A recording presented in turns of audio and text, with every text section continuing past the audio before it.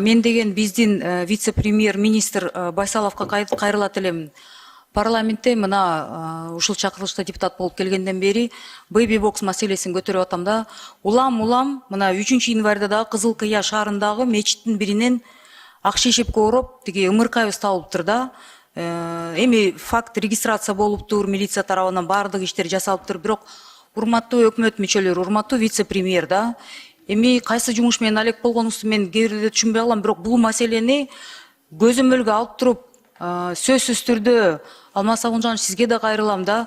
Давайте уже жанакы бэби бокс маселесин чечеличи. Ымыркайларыбызды ар бир роддомдун астында мы можем это сделать приемные пункты. Кыргызстанда мүмкүнчүлүгү чектелген балдарга ЛОВЗ, ДЦП, бул дети с ментальными нарушениями дагы буга кирет. Анын ичинде зордук зомбулуктан жабыркаган балдарга адекваттуу квалификациялуу жардам көрсөтүү үчүн адистер, анын ичинде адвокаттар, психологдор жана социалдык кызматкерлер жетишсиз. ОШКУдан бюджеттик основада окуган Центр постдипломного непрерывного медицинского образования бар экен да. Ошонун студенттери кайрылып атышат да.